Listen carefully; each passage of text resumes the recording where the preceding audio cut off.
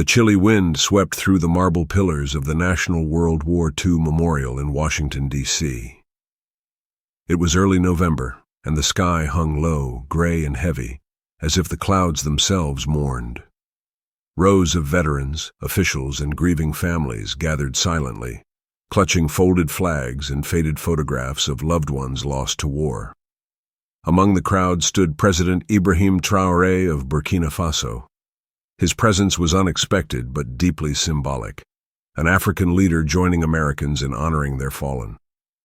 Cameras captured every detail, whispers rippling through journalists and attendees alike. Why was he here? What message would he send? As the ceremony began, the solemn hymns mixed with the distant sounds of taps echoing across the Capitol. Families held back tears, faces etched with pain. Among them, a woman caught Traoré's attention, her eyes red from sleepless nights, her hands trembling as she clutched a small framed photo of her late husband. The world waited, breath held tight. Traoré's footsteps were soft but deliberate as he moved through the crowd toward the grieving widow. Cameras zoomed in. Reporters leaned forward in silence. This was no ordinary moment, no scripted political gesture. It was something deeply human, raw and unscripted. The woman barely noticed him at first. Her world was a fragile bubble of grief and memories. Then suddenly, he knelt. The crowd gasped. In Washington's Grand Memorial, under the watchful eyes of statues and flags, a foreign leader knelt before a grieving American woman. The gesture broke the stiff formality of the event. Heads turned, phones raised. Yet Traoré said nothing aloud. His eyes held 1,000 unspoken words: respect, sorrow, and a shared understanding of loss. The woman's face, hardened by pain, shifted, not into more tears, but a quiet, almost shy smile. She placed a hand on his shoulder, a gesture so small, yet so powerful, it sent waves through the room. That smile, so unexpected, so full of strength, changed everything. For a moment, the room was caught in a strange, sacred stillness. The widow's eyes met Traoré's with a warmth that defied grief, bridging a divide of oceans and history. She whispered, barely audible, "Thank you." It was a simple phrase, but it carried the weight of shared pain, respect, and an unspoken bond between two worlds often seen as far apart. The press erupted with questions, but the moment had already transcended words. Social media began to buzz with videos and hashtags, capturing the unexpected unity unfolding in front of millions. This moment was no longer just a memorial. It was a symbol, a message that sacrifice knows no borders, and respect can cross any divide. But behind that smile lay a deeper story, one that would unfold only with time, revealing the true power of empathy, leadership, and healing. Behind that widow's smile was a lifetime of heartache. Her name was Emily, and she had lost her husband, Sergeant James Collins, to a distant war zone in Africa 2 years ago. He had been deployed on a peacekeeping mission, trying to bring stability to a region plagued by conflict.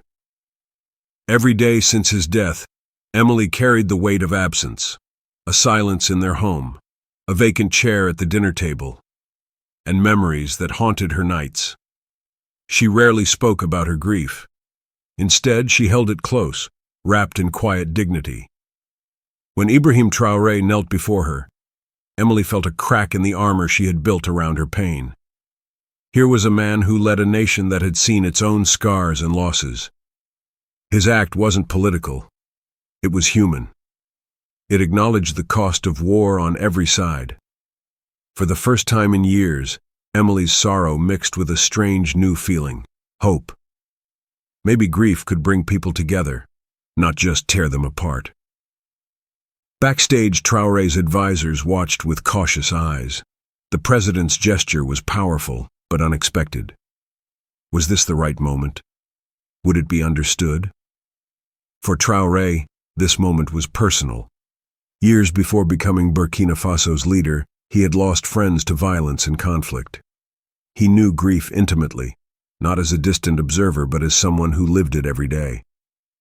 This was why he had come to Washington, not to make headlines, but to honor those who sacrificed their lives for peace, even if it meant kneeling before a stranger, showing humility and respect. He believed true leadership was about connection, across borders, cultures, and pain. And sometimes that meant breaking tradition to create moments of healing. News of Traoré's act spread like wildfire. Social media exploded with videos of the kneeling moment, the widow's smile, and the powerful silence that followed. People around the world shared their own stories of loss, respect, and unexpected kindness. Memes, tweets, and heartfelt messages poured in. Some called it the most human moment of the year. Politicians debated the meaning behind the gesture. Some praised it as a symbol of global unity. Others questioned the politics. But for millions, it was simply a moment that touched their hearts, proof that empathy could cross even the widest divides. And yet, the real story was just beginning to unfold. Days after the memorial, a small package arrived at the Burkina Faso embassy in Washington, D.C. Inside was a worn, yellowed envelope addressed to President Traoré. The letter was from Emily. She had written it in the quiet hours of the night, her hands trembling as she put her feelings into words. She thanked him for his unexpected kindness, the way he had knelt, not as a leader, but as a fellow human being who understood loss. But there was more in the letter. Stories of her husband's bravery, his dreams for a peaceful world, and the pain of a promise left unfulfilled. She asked Traoré to remember James Collins not just as a soldier, but as a symbol of hope and sacrifice shared across continents. Traoré read the letter with a heavy heart. It was a reminder that behind every memorial, behind every flag, lay real people, real stories, and that the work of healing was far from over. Moved by Emily's letter, Traoré invited her to meet in Washington. The encounter was private, away from cameras and flashing lights. They talked for hours. Emily shared memories of James, his laughter, his kindness, his dream to build bridges between cultures. Traoré listened, sharing stories of his own losses and the burdens of leadership. It was a meeting of souls, scarred by war, but bound by hope. Before parting, Traoré promised to honor James's legacy, not just through words, but through action. Together they dreamed of programs to support families of fallen soldiers and build connections between their nations. Neither spoke of politics. They spoke of healing. Word of their meeting quietly spread. Traoré returned to Burkina Faso with a new mission. He announced a joint initiative between Burkina Faso and the U.S. to support veterans and families affected by war. It was the first of its kind, aimed at providing counseling, financial aid, and cultural exchange programs. The news was met with mixed reactions. Some praised it as a beacon of hope. Others doubted the practical impact. But for Emily, Traoré, and many others, it was a beginning, a seed planted in the soil of shared grief, growing toward a future where compassion might replace conflict. That night, alone in his study, Traoré stared at Emily's letter again. The words echoed in his mind, stories of bravery, hope, and heartbreak. He felt the weight of every lost life, every shattered family. He wondered how many stories like James's remained unheard in Burkina Faso, in the U.S., and across the world. How many widows, fathers, children were quietly bearing their grief. He vowed that his presidency would not only honor these sacrifices, but also find ways to heal them. This was more than politics. It was a human duty. Outside, the city lights flickered, but inside, Traoré's heart burned with determination. A change was coming, born from a simple act of kneeling in respect. Emily returned home that evening, carrying more than memories. She felt a strange new strength rising inside her. She was no longer just a grieving widow. She was a bridge between two nations, a voice for those who had lost too much. Her smile at the memorial was not just a fleeting moment, it was a promise. She began reaching out to other families, creating a community of support that crossed state lines and oceans. Letters, phone calls, and gatherings slowly replaced silence. Her pain remained, but it was now shared, and somehow lighter. Across the globe, stories like Emily's and Traoré's began to inspire others. In schools, students learned about shared sacrifice and respect. In towns, memorials began hosting joint events celebrating unity. Journalists wrote heartfelt pieces, not about politics, but about people, about healing, courage, and hope. A global ripple was spreading, born from one kneeling gesture and one widow's smile. But even as hearts warmed, challenges loomed. Not everyone welcomed this new connection. Some feared change, others doubted its sincerity. The true test of this fragile hope was yet to come. Not everyone welcomed the growing bond between Burkina Faso and the U.S. Some political voices criticized Traoré's gesture as a publicity stunt. Headlines questioned his motives, calling the memorial moment unnecessary or political theater. In the background, old suspicions stirred. Wariness and mistrust lingered like shadows, threatening to undo the fragile thread of unity. Yet, Traoré remained steady.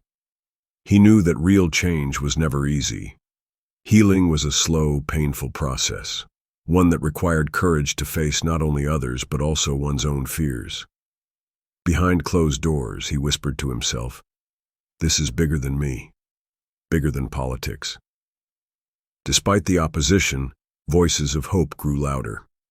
Emily stood before a crowd at a veterans event in Virginia, her voice steady but raw with emotion. "We share a bond forged in loss. Across oceans, cultures, and borders, we are connected by sacrifice." Her words sparked tears and applause. Veterans nodded, families embraced. The crowd understood. This wasn't just about nations, it was about humanity. Traoré watched from afar, heart swelling with quiet pride. Together they were planting seeds of lasting peace. One evening, a late-night knock came at the Burkina Faso embassy. Traoré opened the door to find a young American soldier, recently returned from Africa. The soldier carried a letter from a friend who had served alongside James Collins. A letter that spoke of courage, friendship, and dreams of peace shared across continents. The soldier said quietly, "Your respect saved more than a moment at that memorial. It gave us hope." Traoré felt a surge of emotion. This was the ripple becoming a wave. The joint initiative between Burkina Faso and the U.S. began to take shape. Programs offering counseling, scholarships for veterans' children, and cultural exchanges blossomed. Traoré traveled back to Washington for the first anniversary of the memorial event. This time he was not just a guest, but a partner in healing. Emily stood beside him, stronger than ever. Together they unveiled a new monument, dedicated to all who had sacrificed, a symbol of unity across continents. The crowd was silent, tears streaming freely. This was more than a ceremony. It was a promise fulfilled. The story of Ibrahim Traoré's kneeling, Emily's smile, and their shared mission became a beacon worldwide. Leaders from every continent reached out, inspired by a simple act of respect turned into a movement of hope. Social media was flooded with heartfelt stories. Widows, soldiers, families united in grief and courage. Even children in classrooms drew pictures of peace and friendship, dreaming of a better world. Traoré's name became synonymous with empathy and true leadership, a leader who dared to kneel so others could stand stronger.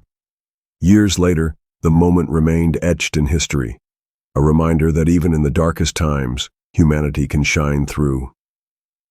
Traoré and Emily's friendship grew, rooted in shared loss, but blossoming into something beautiful, a legacy of respect, healing, and unity. As the sun set over Washington, D.C., Traoré stood quietly at the monument, thinking of James Collins and all the lives touched. In that silence, he felt a powerful truth. True strength comes not from power, but from compassion. And in that compassion, the world had found hope. If this story touched your heart, please hit like and subscribe. Share your thoughts below. Your stories matter. Your voices make a difference. Let's keep this message of unity and hope alive together. Thank you for watching. Thank you.